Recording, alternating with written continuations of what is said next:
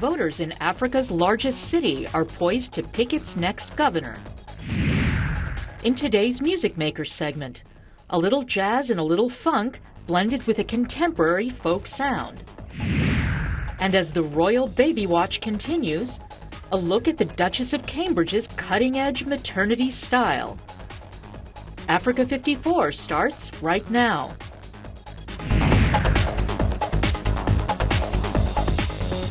Good evening, I'm Vincent McCory. This is Africa 54. Nigerian police officials concerned over security for Saturday's governorship and state assembly elections have dispatched senior police units and officers to oversee election zones in states that could be vulnerable to violence.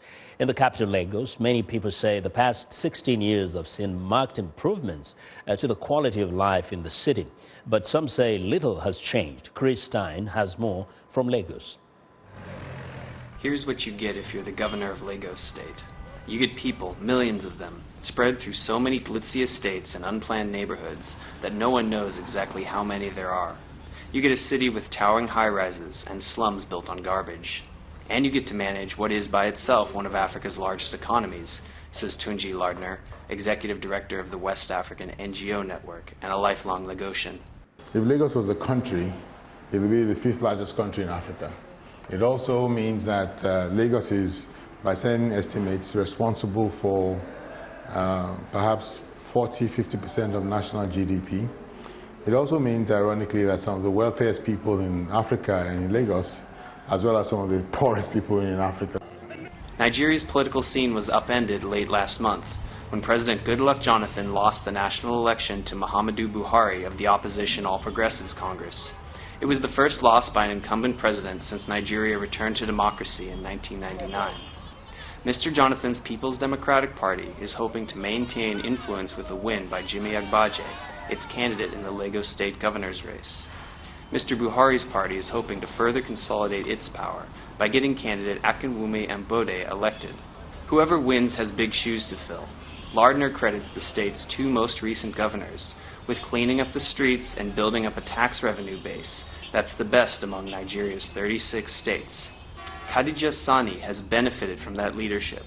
She spent most of her life living in Oshodi, home to a popular market and bus station where she sells beverages wholesale.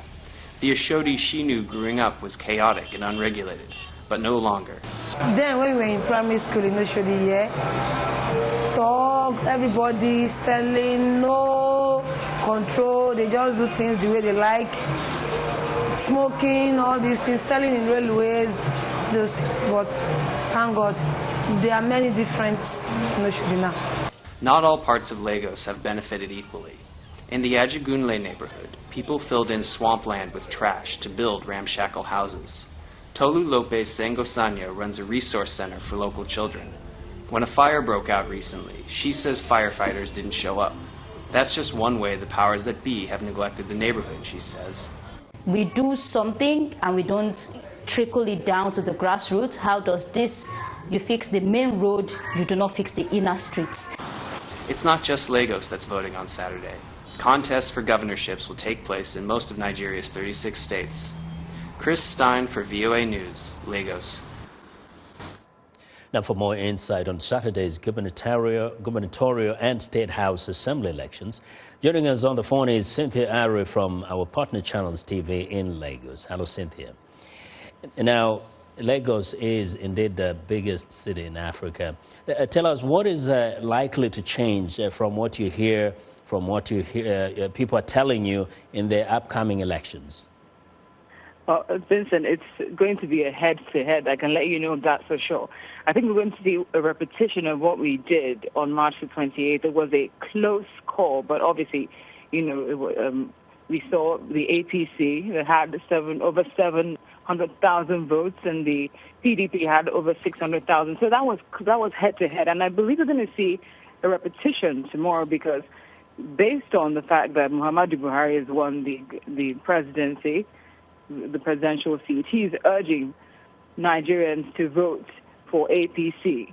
And particularly in Lagos, people are keen on also voting for the APC because of the good work which the current outgoing governor has done. So they want to see a continuity, if you may.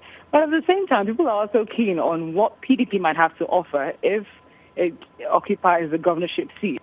So you've got people who are looking for change and people who are comfortable with where they are right now. So I believe we're going to see a head-to-head tomorrow. But I can let you know one thing for sure: excitement is in the air. People are ready to vote tomorrow. Yes. Now, that's definitely what's going on in Lagos. Yes. Now, we know that it's always like a very scary time, elections in Lagos, but generally the presidential elections went well. Are people overly concerned about the prospect of violence during these elections? The concern was actually before the presidential elections. In reality, a lot of Nigerians were preparing as if they were going to experience a war because they did not know what was going to happen. But it went it was relatively peaceful. It was better than we anticipated. Yeah. And, following the call which the outgoing president made to the incoming president, that was also a very good move, which doused tension in case people wanted to use that as an opportunity to go and start post-election violence. So what we've seen is really impressive. And honestly, the fear existed right before the presidential elections, but right now people are feeling really confident. The IG of police has said that the forces are standing by in order to ensure that everything goes hitch and violence-free for tomorrow. So people feel relatively safe. Their worries were initially about what happened with the card readers not working, but INEC seems to have been able to tackle that matter, and everybody's keen on using the permanent voter cards tomorrow. We hope to get they put their votes Cynthia, counted. Thank you. We hope they put everything together and all goes well in Lagos. Cynthia, thank you very much. Cynthia Ari from our partner Channels TV in Lagos, Nigeria. Now, Sudanese President Omar al-Bashir made his final appeal to voters Thursday evening with a major rally in the capital, Khartoum. With the opposition boycotting the vote, Mr. Bashir is the assumed victor. Bashir has told voters only he can steer Sudan away from the types of chaos engulfing several Arab countries where, he says, Western-backed aspirations for democracy that flourished in the 2011 Arab Spring uprisings took priority over stability. Sudan has faced a rebellion in the Darfur region since 2003 and a separate but linked insurgency in Blue Nile and South Kordofan since the secession of South Sudan in 2011. Bashir's critics complain of a crackdown on media, civil society and the opposition and reject his assertion that Sudan would become a haven for extremists under a different president. Now, for more perspective, I'm joined by Omar Ishmael, Senior Policy Advisor at the Enough Project. Welcome to Africa 54, Omar, after a very, very long time. Thank you, Vincent. Now, I'm glad to be here. One question is, it looks like Bashir is running a race alone. How did it end up this way? The fact of the matter is all the opposition parties are boycotting this election because President Bashir vowed not to stand for election before. And then he reneged on that. He came back and he asserted himself as the front runner for his party, the National Congress Party. And the opposition were willing to give it a chance if they believe that this is going to be fair and free election. Yeah. However, the laws and regulations in Sudan will not allow any party to participate in a fair and free elections. The parties were not even given a chance to rally. They were confined to the headquarters in Khartoum. They were not even allowed to travel around the country, to talk to their constituencies, to run a campaign like the government is doing. Plus the fact that the National Congress Party is running on its campaign purely on government resources, starting from the media and onto the unlimited coffers now, in other countries, they find in their disposal. Yeah, now this is quite a number of opposition parties. In other countries, you would expect to see literally an uprising.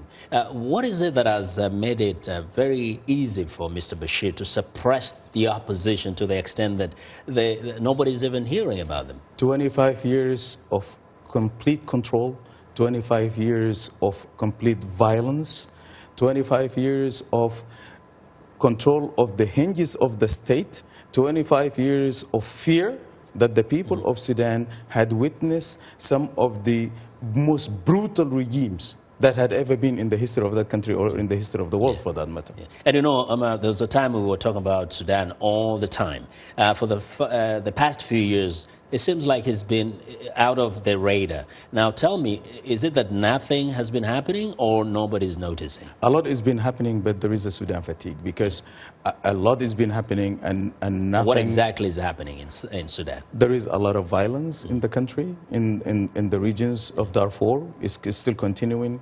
2.7 million people is still IDPs, and it's internally displaced people. The war is still raging in South Kordofan, in the Nuba Mountain area, and in South Blue Nile, and in the north of the country. The entire country is Question very quickly, why is it that the world has kind of shifted its focus from Sudan? Because it has been 25 years of the same. There is no country that can sustain itself in the front pages of the news for 25 years. There is no way. What is the hope for the people of Sudan? The hope for the people of Sudan is that they have to make that change themselves. Everybody from outside can help, but the burden is on the Sudanese people. They have to take their country back. They have to get rid of this government if they want peace, stability, and security for themselves and for their We're definitely going to be watching how things unfold and possibly welcome you back, Omar. Thank you, sir. Well, Omar Ismail is a senior policy advisor at the Enough Project. Now, Somalia's government has placed bounties on the heads of 11 al-Shabaab leaders, including the militant group's top leader and the alleged mastermind of last week's massacre in Kenya. The largest reward of $250,000 is for the capture of al-Shabaab chief Ahmed Omar Abu Ubaid. A government spokesman says that among the most wanted is Mohammed Mahmoud, who allegedly planned the assault on Kenya's Garissa University College. The attack left 148 students dead and dozens more wounded. Kenya is offering a reward of more than $200,000 for the arrest of Mahmoud. While cracking down on alleged supporters of al-Shabaab, Kenya has frozen key money transfers that are vital for impoverished Somalia. Now, residents of Somalia's capital, Mogadishu, are condemning the action, calling it collective punishment for the activities of Somali-based terrorist group. With no formal banking system in the impoverished country, diaspora Somalis use money transfer services to send cash back home to support their families. Annually, they send some $1.3 billion, considerably more than the foreign aid the country receives. The money provides a lifeline to millions of people in a country rebuilding itself despite an insurgency by Islamist militants, as well as widespread hunger and recurring drought. Aid agencies have urged Kenya to allow Somali money transfer firms to resume operations, expressing concern that halting remittances will hurt struggling families and relief operations in Somalia. Aid agencies have urged Kenya to allow Somali money transfer firms to resume operations, expressing concern that halting remittances will hurt struggling families and relief operations in Somalia. Aid groups say that many of the remittance companies whose licenses were suspended in Kenya were delivering legitimate funds and urged Kenyan authorities to vet them on an individual basis.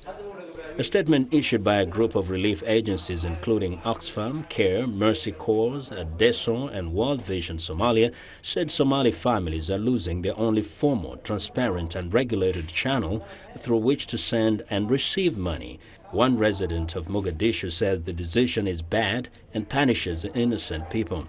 I'm very sorry to hear that Kenya has closed Somali remittance companies. I would like to see Kenya lifting the ban because Somalis are suffering because of this move.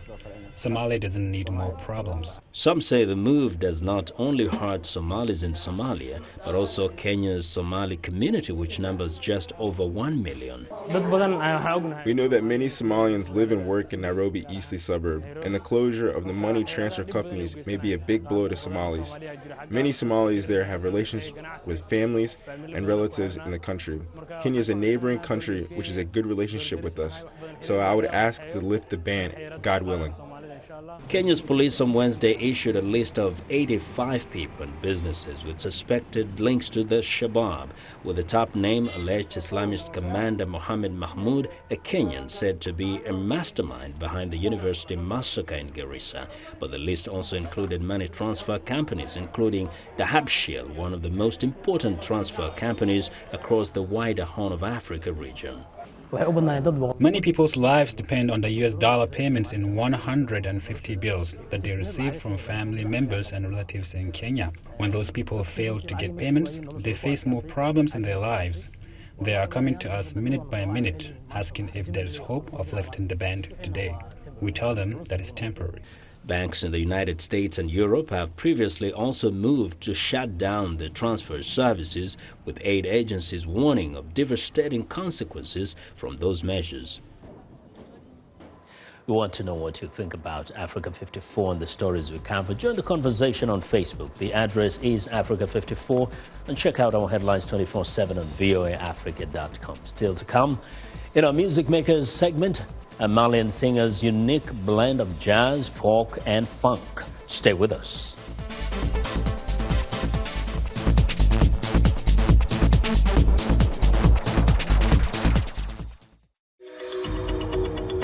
I'm Milar Sega. I'm the host of VOA's The Correspondents, a roundup of the world's top stories with analysis from our dedicated reporters. It's really a conversation the same way that you would bring a friend to your home and ask them what's going on. And our correspondents will do that and answer those questions through their own eyes. That appears a false choice in more ways than one. We can't actually put you there, but we can come pretty close. In 30 minutes, we'll show you the world.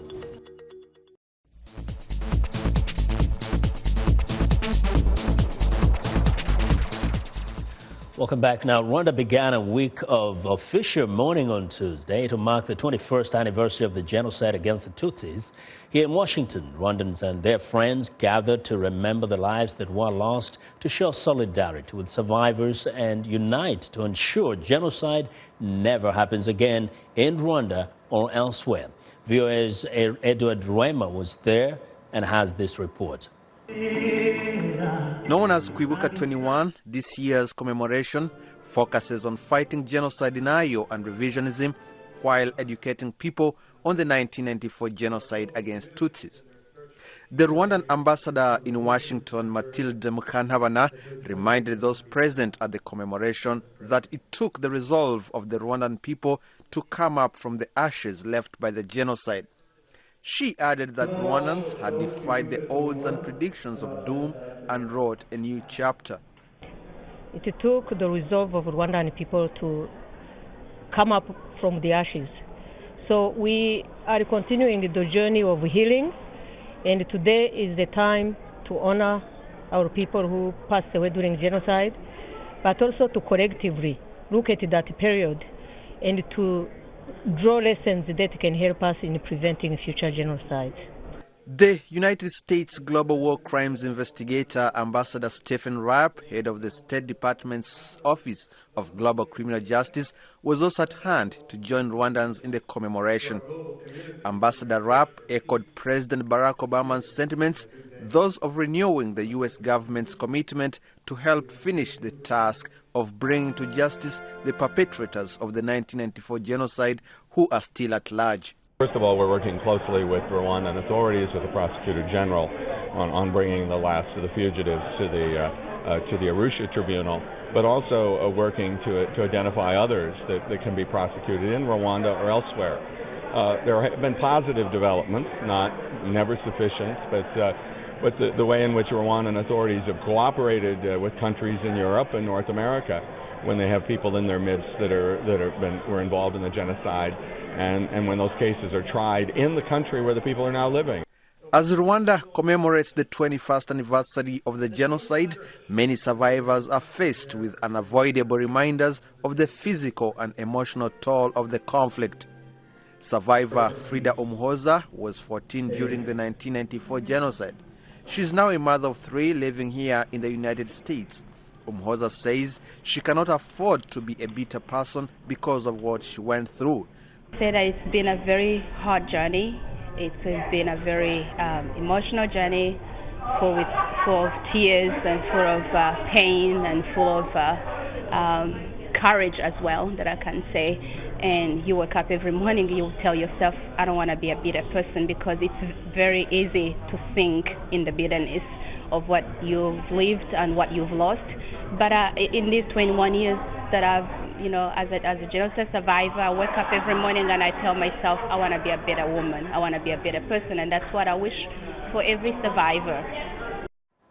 Well, VOA's Edward Reimer reporting. It's time now for a short break. Still to come on Africa 54. The Duchess of Cambridge wows fashionistas with her sexy maternity style. We'll be right back.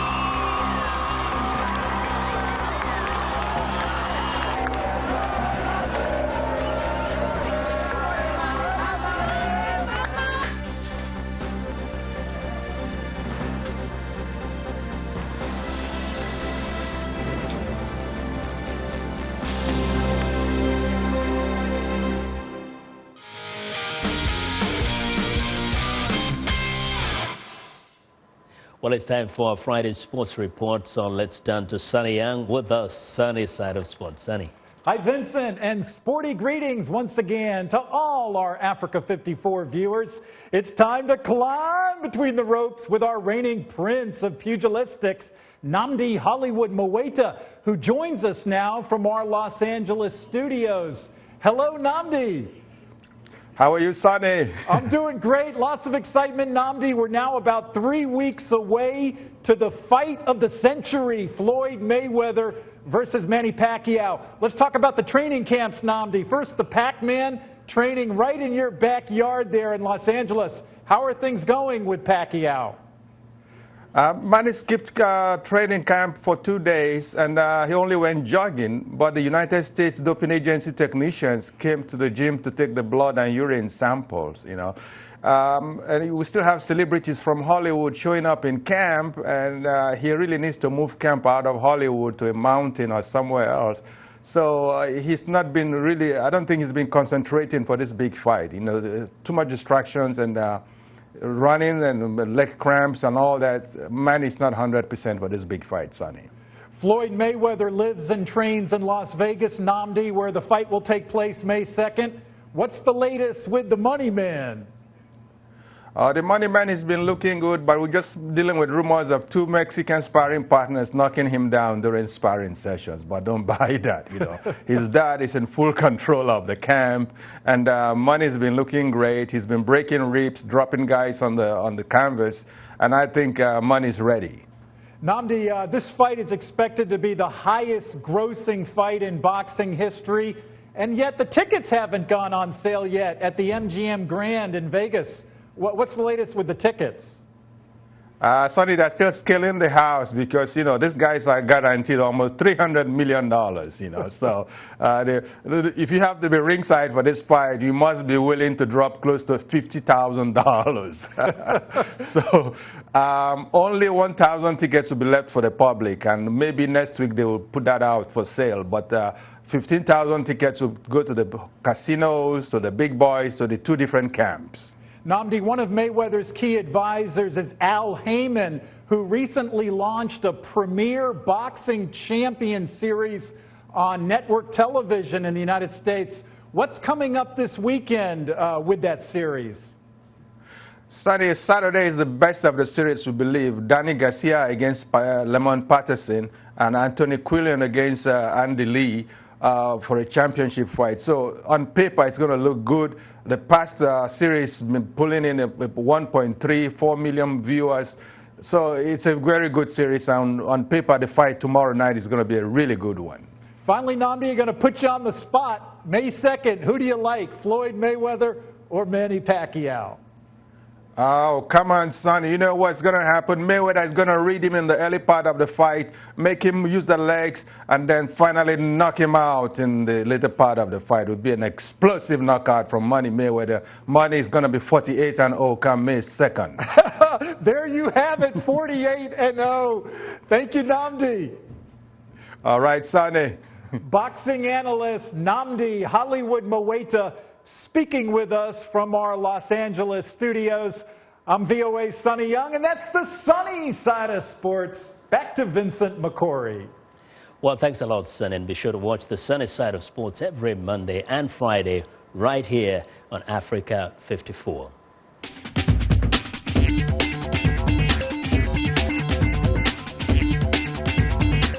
Welcome back to Africa 54. Here's what's trending. Now, the Duchess of Cambridge has long been a fashion trendsetter, and pregnancy never set her back.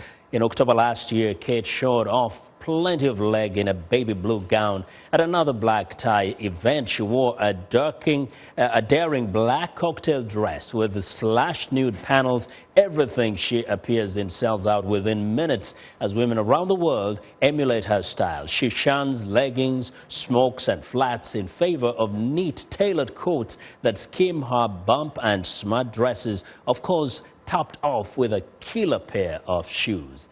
And that's our show for today. Be sure to watch Africa 54 on our website at voaafrica.com. For more news, tune in to VOA's evening radio show, Africa News Tonight at 1800 UTC. And in the mornings today, Break Africa between 0300 and 0600 UTC, Monday through Friday. Thanks a lot for watching. We leave you now with this fabulous piece of music by Fatoumata Diawara.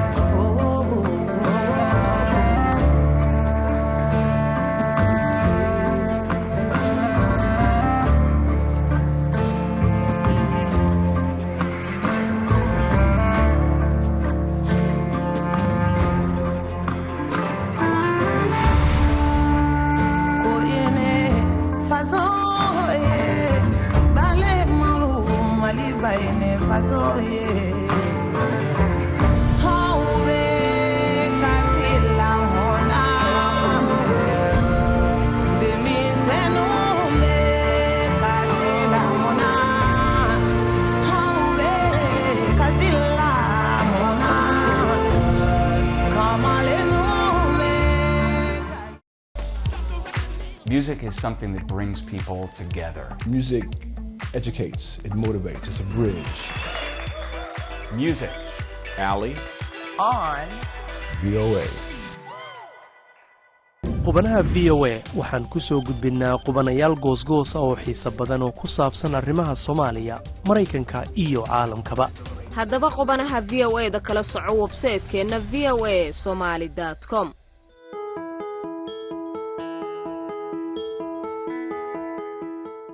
From VOA Learning English, this is the Technology Report.